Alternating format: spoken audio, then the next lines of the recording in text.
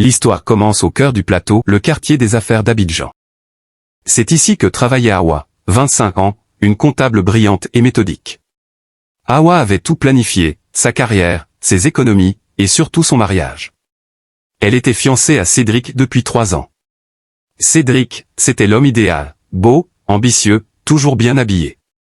Dans la tête d'Hawa, son avenir était tracé comme une route goudronnée sans nid de poule.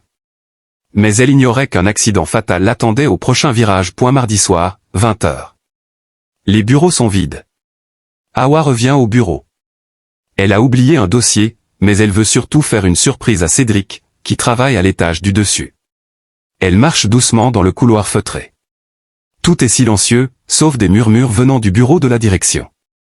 Hawa voit de la lumière sous la porte. Elle s'approche, souriante, la main sur la poignée, et s'arrête net. À travers la vitre givrée, elle voit 2 silhouettes. Cédric. Et sa patronne, Madame Traoré. Ils ne travaillent pas. Madame Traoré, une femme puissante et redoutée, est assise sur le bureau. Cédric est debout entre ses jambes, lui caressant le visage. Le téléphone d'Hawa vibre. Un message de Cédric. Je finis un dossier urgent mon cœur. Je rentre vite. Je t'aime.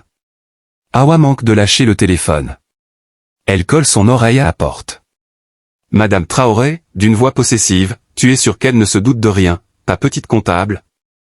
Cédric, riant doucement, Hawa. Jamais. Elle est trop naïve. Elle s'occupe de tout pour le mariage, comme ça, une fois mariée, on aura ses économies et sa signature pour les prêts. Après, on s'en débarrassera. Madame Traoré, parfait. Sois patient. Bientôt, tu seras à moi, et tout cet argent sera à nous. Hawa recule, le souffle coupé. Elle a envie de hurler, de défoncer la porte. Mais son instinct de comptable reprend le dessus, ne jamais agir sous le coup de l'émotion. Analyser. Calculer. Elle quitte l'immeuble en silence, les larmes coulant sur ses joues, mais les poings serrés. Cette nuit-là, Hawa ne dort pas. Le lion en elle s'est réveillé. Cédric veut jouer? Ils vont jouer le lendemain, Hawa joue la comédie. Elle embrasse Cédric, elle sourit à Madame Traoré. Mais dès qu'ils ont le dos tourné, elle devient un détective. Elle épluche les comptes de l'entreprise.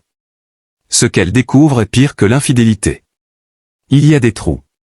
Des virements suspects vers des comptes offshore au nom de sociétés fantômes, gérées par Madame Traoré. Hawa prend des photos des écrans. Elle copie les fichiers sur une clé USB. Elle appelle son ami d'enfance, Moussa, qui est journaliste d'investigation. Moussa, Hawa, c'est énorme. Si tu sors ça, Madame Traoré finit en prison. Mais faites attention, elle est dangereuse. Madame Traoré commence à avoir des doutes. Elle trouve Hawa trop calme. Un matin, Hawa trouve une note anonyme sur son clavier, la curiosité est un vilain défaut qui peut coûter cher. Le soir même, Cédric l'invite au restaurant, le Toit d'Abidjan. Il est nerveux. Cédric, tu sais chérie, je t'aime plus que tout. On devrait peut-être avancer la date du mariage civil, pour les papiers de la maison. Hawa le regarde droit dans les yeux. Elle voit le menteur, le manipulateur. Elle sourit froidement, pourquoi pas, Cédric. Mais d'abord, j'ai une réunion importante demain matin avec la direction générale.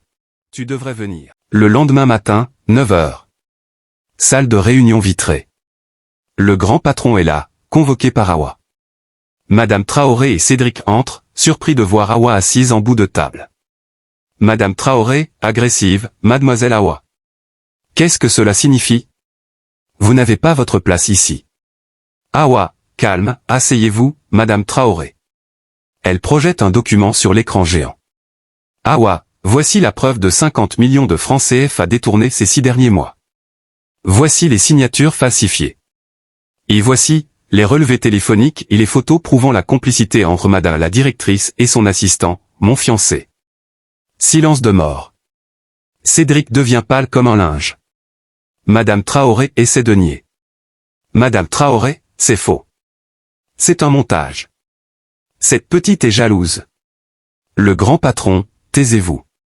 Les preuves sont accablantes. La police est en bas. Alors que la sécurité emmène Madame Traoré, Cédric se jette aux pieds d'Hawa, pleurant devant tout le monde. Cédric, Awa. Pardonne-moi. Elle m'a forcé. Je t'aime, je te jure. Ne me laisse pas tomber.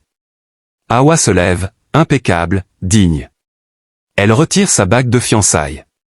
Awa, tu as dit que j'étais naïve, Cédric. Tu avais raison. J'ai été naïve de croire qu'un garçon comme toi méritait une femme comme moi. Elle laisse tomber la bague par terre. Le son métallique résonne comme le gong de la fin. Awa, adieu. 3 mois plus tard. Awa est sur une plage à Assigny. Elle a été promue directrice financière. Elle respire l'air marin, libre. Un homme s'approche, tenant un ballon de volley qui a roulé vers elle. C'est Yannick. Il a un sourire franc, des yeux honnêtes. Yannick, désolé mademoiselle, je crois que le destin veut que je vous dérange. Awa sourit. Pas un sourire de façade, un vrai sourire.